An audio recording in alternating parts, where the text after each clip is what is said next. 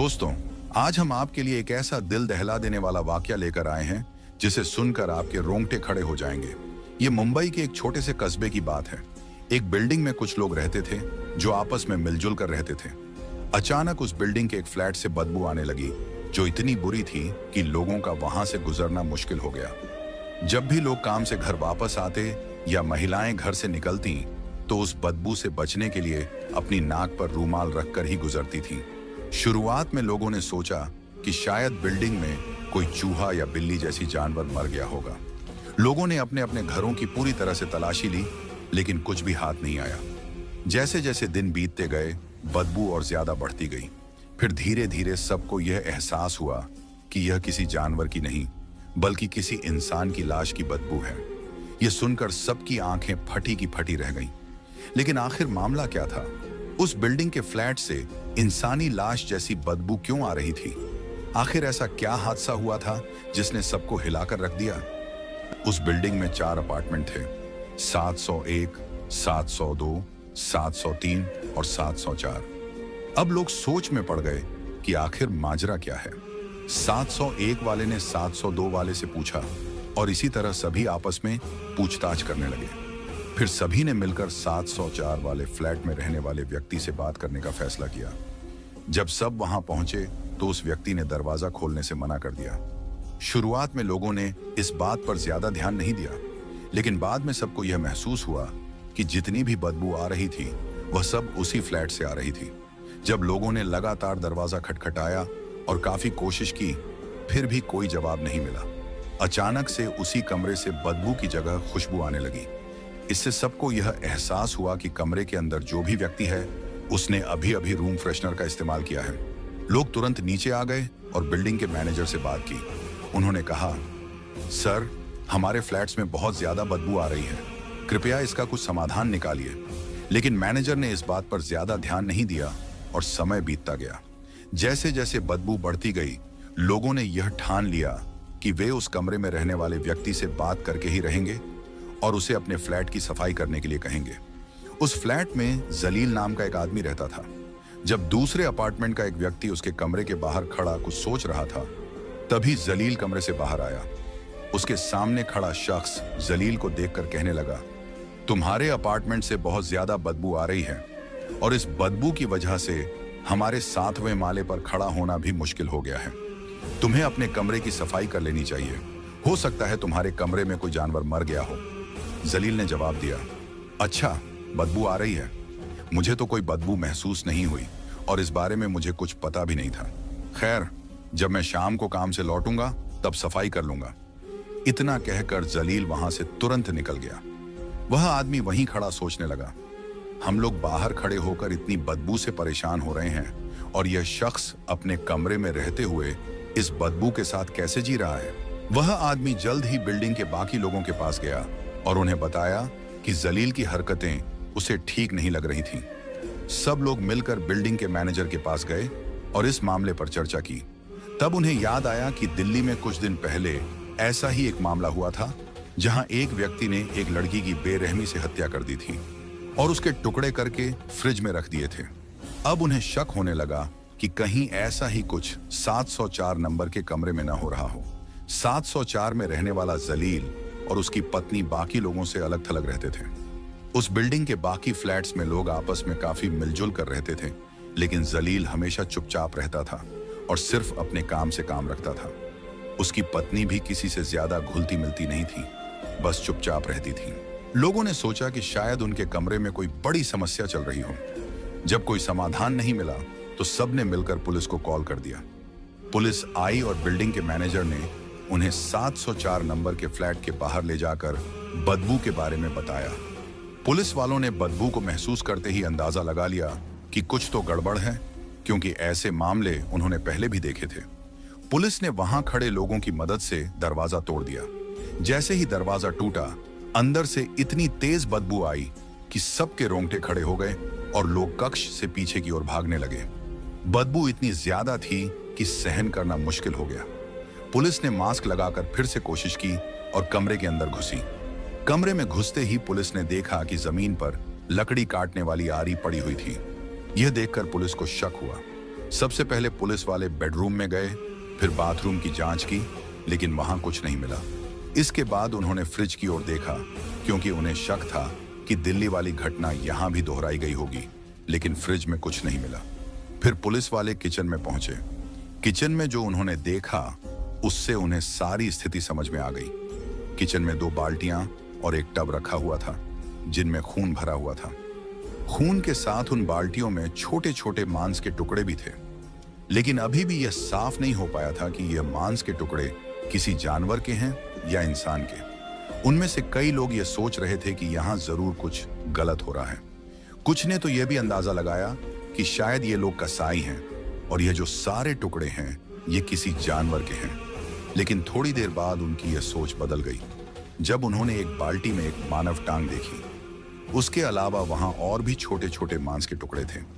Police ने और गहराई से जांच की और पाया कि रसोई में एक प्रेशर कुकर भी है जो ढका हुआ था। जैसे ही पुलिस ने प्रेशर कुकर खोला, उनके सामने एक और चौंकाने वाला दृश्य आया। प्रेशर कुकर के अंदर भी मांस के कई टुकड़े भरे हुए थे। चूल्हे पर एक तवा भी रखा था, जिसे जब ध्यान से देखा गया तो पता चला कि उसी तवे पर मांस को भूने का निशान था। पुलिस के मन में सवाल उठ रहे थे कि आखिर वह इंसान कौन था जिसे इस तरह से मार दिया गया। इसी बीच पुलिस को एक कटी हुई चूड़ी मिली जो किसी महिला की थी। अब उन्हें समझ में आ गया था कि यह सभी टुकड़े एक औरत के हैं। अब तक उनके पास एक सुराग था, लेकिन उन्हें पता करना था कि यह महिला कौन थी। पुलिस ने पास के लोगों से पूछताछ की। लोगों ने बताया कि यहाँ एक जोड़ा रहता है, जलाल और उसकी पत्नी मबीना। जलाल को सुबह देखा गया था, लेकिन मबीना को 2-3 दिन से कोई नहीं देख पाया था। अब पुलिस को शक था कि शायद यह मबीना ही है, लेकिन सच क्या था यह जलाल ही बता सकता था। पुलिस ने तय किया कि उन्हें जलाल को पकड़ना होगा, लेकिन एक समस्या थी। अगर उन्होंने उसे अचानक पकड़ लिया तो वह भाग सकता था और फिर उसे ढूंढना मुश्किल हो जाता। इसीलिए पुलिस ने योजना बनाई कि वे 2 पुलिस कर्मियों को सिविल कपड़ों में बिल्डिंग के अंदर छोड़ देंगे, जबकि बाकी लोग बाहर उसके आने का इंतजार करेंगे। इससे जलाल को भागने का मौका नहीं मिलेगा। अब पुलिस जलाल का इंतजार कर रही थी। जैसे ही शाम हुई, जलाल काम से वापस आया। पुलिस ने उसे चारों ओर से घेर लिया। पुलिस वालों ने फौरन जलाल को पकड़ लिया और जब उससे पूछताछ की गई कि उसके कमरे में क्या हो रहा था और उसकी बीवी कहाँ है, तो जलाल के तो होश उड़ गए। फिर वह कहने लगा, साहब चलो कमरे में बैठकर मैं आपको सारी सच्चाई बताता हूँ और यह भी बता देता हूँ कि इन सब चीजों में मेरी कोई गलती नहीं है। पुलिस वालों ने कहा, गलती किसकी है ये तो हम पता कर ही लेंगे, लेकिन तुमने जो कुछ किया उसके बारे में खुलकर बताओ। जलाल ने जल्दी से सिगरेट का कश लिया और फिर अपनी बात शुरू की। उसने बताया, मैं एक छोटे से घर में अपने माँ बाप के साथ रहता था और मेहनत मजदूरी करता था। जब मैं जवान हुआ तो मेरे माँ बाप दुनिया से चल बसे। अब मैं बिल्कुल बेसहारा हो गया था। बेरोजगार तो मैं पहले ही था, कभी काम मिलता कभी नहीं, लेकिन फिर मैं एक पक्की जगह पर नौकरी करने लगा। वह एक परचून की दुकान थी। मैं दुकान अच्छे से चला रहा था। आसपास के लोग वहां से सामान खरीदते थे और मेरी भी बहुत इज्जत करते थे। मेरी काफी जान पहचान हो गई थी। लेकिन एक दिन कुछ ऐसा हुआ कि उस दुकान पर एक औरत आई जो सामान खरीद कर चली गई। वह अक्सर मेरी दुकान पर आने लगी और मुझे वह अच्छी लगने लगी। कुछ दिन तो बड़े अच्छे गुजरे, लेकिन अचानक एक हादसा हुआ। एक कार की टक्कर से मेरा एक्सीडेंट हो गया और मेरा काफी खून बह गया। मुझे खून चढ़ाया गया ताकि मेरी जान बच सके। अल्हम्दुलिल्लाह मैं ठीक हो गया, लेकिन कुछ महीनों बाद फिर से बीमार पड़ गया। जब मैंने अस्पताल जाकर अपने टेस्ट कराए तो मुझे पता चला कि मुझे कैंसर हो गया है। मैंने और टेस्ट करवाए और अंदाजा हुआ कि जिस खून से मेरी जान बचाई गई थी उसी की वजह से मुझे यह बीमारी हुई। मैंने इलाज करवाना शुरू किया और फिर से अपने काम पर लौट आया। उसी दुकान पर फिर से मेरी मुलाकात उसी लड़की से हुई जिसका नाम मबीना था। अब हम दोनों एक दूसरे के और भी करीब आ गए थे, क्योंकि अब दोस्ती प्यार और प्यार के बाद शादी में बदलने वाली थी। और फिर वह दिन आ गया जब हमने शादी कर ली। हम दोनों एक अच्छी जिंदगी बिता रहे थे, लेकिन अब खर्चे काफी बढ़ चुके थे। पहले तो मैं अकेला था, अब बीवी आ चुकी थी। मैंने अपना छोटा सा मकान किराए पर दे रखा था, जहां से मुझे 35,000 महीना किराया मिल रहा था। खुद मैं एक फ्लैट में कम किराए पर रहने लग गया, जहां मेरा खर्चा सिर्फ 10,000 आता था। इस तरह मेरे पास 25,000 रुपए सीधा बचने लग गए। दूसरी तरफ मैं परचून की दुकान पर नौकरी भी कर रहा था, जिससे हमारा गुजारा अच्छी तरह चल रहा था।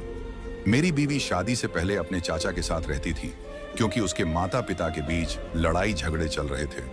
उसकी माँ अपने 5 बेटियों को लेकर अलग घर में अपने चाचा के साथ रहने लग गई थी, क्योंकि चाचा बहुत अच्छे इंसान थे। फिर एक दिन ऐसा आया जब उसके चाचा की मौत हो गई। इस दुख को वह सहन ही कर रही थी कि कुछ महीनों बाद उसकी माँ भी चल बसी। अब ये 5 बहनें मिलकर मेहनत मजदूरी करके अपना गुजारा करने लगी। इसी दौरान मेरी मुलाकात मबीर से परचून की दुकान पर हुई थी और आज हम दोनों पति पत्नी बनकर रह रहे थे। हमारा कारोबार अच्छा चल रहा था और हम ठीक ठाक जीवन जी रहे थे। लेकिन अचानक एक दिन परचून की दुकान किसी वजह से बंद हो गई और मेरी नौकरी हाथ से चली गई। अब हमारा गुजारा मुश्किल हो रहा था, क्योंकि नौकरी छूटने के बाद घर में पैसों की तंगी आ गई थी और लड़ाई झगड़े शुरू हो गए थे। मबीर मुझसे हर वक्त पैसों की मांग करती। हर समय उसकी जुबान पर पैसों की बातें रहती, जैसे कि मैं कहाँ से खाऊं, कहाँ से पहनूं। वह मुझसे कहती कि मैं कहीं और जाकर काम ढूंढ लूं। कुछ समय ऐसे ही बीता और मैंने एक फैक्ट्री में काम करना शुरू कर दिया। उस फैक्ट्री में बहुत सारी औरतें भी काम करती थीं। मेरी बीवी को शक की बीमारी ने घेर लिया। जब मैं शाम को थका हारा घर लौटता तो वह मुझ पर शक करती और तरह तरह की बातें सुनाती। कभी मेरा मोबाइल छीन लेती तो कभी बहाने बनाकर बुरी बुरी बातें बोलती, जिससे मेरा गुस्सा भड़क जाता। मैंने अपनी बीवी को कई बार सफाई दी, लेकिन वह किसी भी तरह नहीं समझी। एक दिन मैं तंग आकर अपनी बीवी को 2 थप्पड़ मार बैठा। उसने रो रो कर पूरे घर को सर पर उठा लिया। जैसे तैसे करके मैं काम पर निकल गया। पूरा दिन फैक्ट्री में काम करता रहा, लेकिन मेरे मन में बीवी की बातें ही घूमती रहीं। मैं दुआ कर रहा था, या अल्लाह मेरी बीवी को हिदायत दे। शाम को जब मैं घर लौटा और कमरे का दरवाजा खोला तो मेरे पैरों तले जमीन खिसक गई। मेरी बीवी जमीन पर गिरी पड़ी थी और उसके आसपास कुछ दवाइयां बिखरी हुई थीं। मैंने भागकर उसे उठाया तो उसके मुंह से झाग निकल रहा था और उसकी सांसें नहीं चल रही थीं। मेरी बीवी इस दुनिया से जा चुकी थी। उसने जहर खा लिया था। पुलिस ने मुझसे पूछा, अगर तेरी बीवी ने जहर खा लिया था तो तूने पुलिस में शिकायत क्यों नहीं की? मैंने डरते हुए जवाब दिया, मुझे डर था कि पुलिस मुझे ही दोषी ठहराएगी और जेल भेज देगी, क्योंकि गलती तो मेरी बीवी की थी और मैं बलि का बकरा बन जाता। इसीलिए मैंने आप लोगों को कुछ नहीं बताया। मैंने सोचा कि क्यों ना मैं उसकी लाश को ठिकाने लगा दूं, लेकिन पूरी लाश को ऐसे ही बाहर ले जाना मुश्किल था, क्योंकि मैं 7वीं मंजिल पर रहता था। अगर मैं लाश को बाहर ले जाता तो कोई ना कोई मुझे देख लेता और सवाल करता कि तू यह क्या कर रहा है। तब मैं उन्हें क्या बताता। फिर मैंने फैसला किया कि बीवी की लाश के छोटे छोटे टुकड़े कर दूंगा और उन्हें ठिकाने लगा दूंगा। सबसे पहले मैं शहर जाकर कुछ औजार खरीद लाया, जैसे कि हथौड़ा, आरी, लकड़ी काटने वाली कट्टर और कुछ और सामान। फिर मैं घर लौट आया और बीवी की लाश के छोटे छोटे टुकड़े करने लगा। लेकिन मुझे पता था कि मैं यह काम बहुत जल्दी नहीं कर पाऊंगा और थोड़े ही समय में लाश सड़ने लगेगी और बदबू आने लगेगी, क्योंकि इंसान की लाश की बदबू जानवर की लाश से कहीं ज्यादा भयानक होती है। ये बात मुझे अच्छे से पता थी। तब मैंने सोचा कि इस बदबू को खत्म करने का एक ही तरीका है। मैंने एक प्रेशर कुकर लिया और बीवी की लाश के कुछ टुकड़े उसमें डालकर उबालने लगा। उबालने के बाद मैं उन्हें तवे पर फ्राई कर लेता था।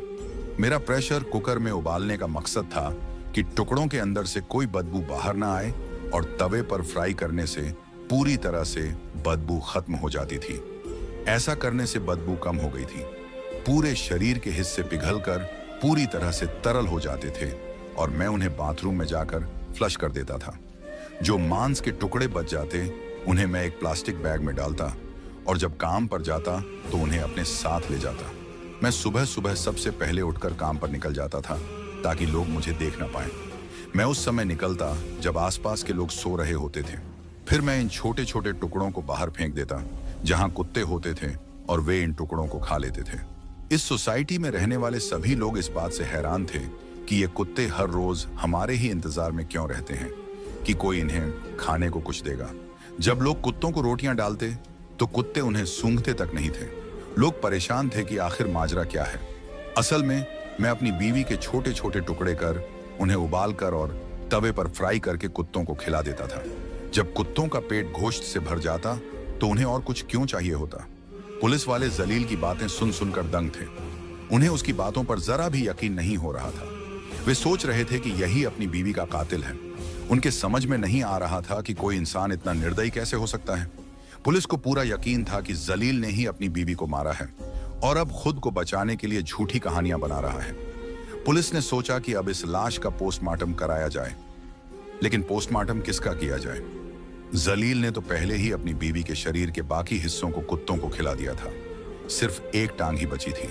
पुलिस ने अब घर की पूरी तलाशी शुरू कर दी ताकि कोई और हिस्सा मिल सके जिससे पोस्टमार्टम करवाया जा सके। पुलिस जलील से लगातार पूछताछ कर रही थी और उसकी काफी पिटाई भी हो चुकी थी, लेकिन जलील अब भी अपनी गलती मानने के लिए तैयार नहीं था।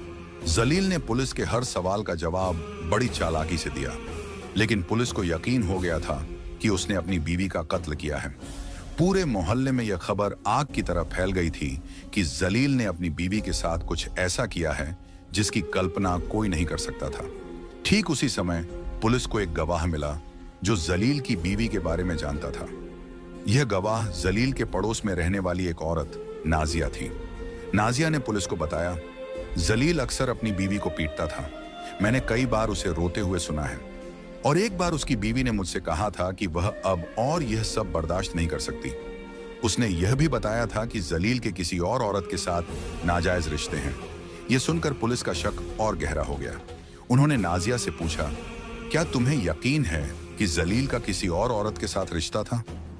नाजिया ने सिर हिलाते हुए कहा, हाँ, मैंने खुद उसे कई बार देर रात बाहर जाते देखा है और उसने मुझे धमकी दी थी कि अगर मैं किसी को कुछ बताऊंगी तो वह मुझे भी नहीं छोड़ेगा।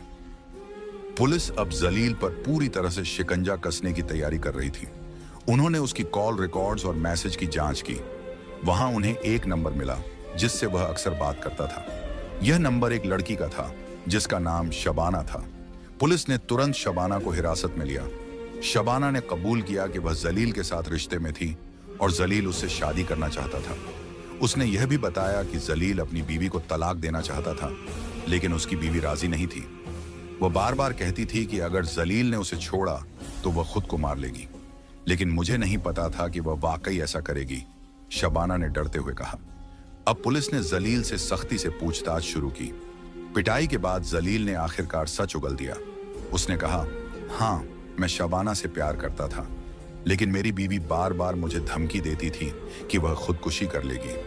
उस दिन जब मैंने उसे थप्पड़ मारा तो उसने मुझसे कहा कि अब वह मेरी जिंदगी से हमेशा के लिए चली जाएगी।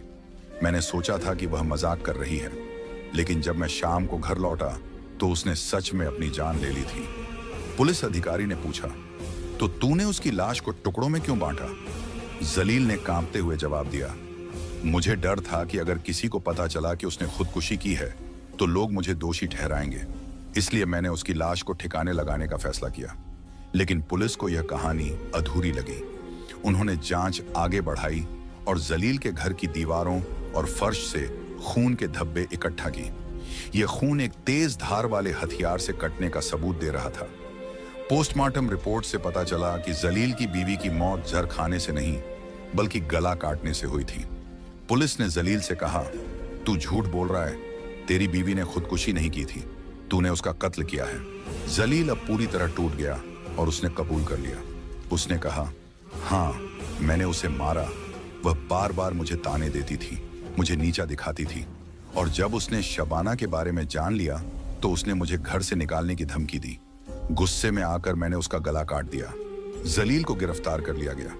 अदालत में उसे अपने गुनाहों की सजा मिली।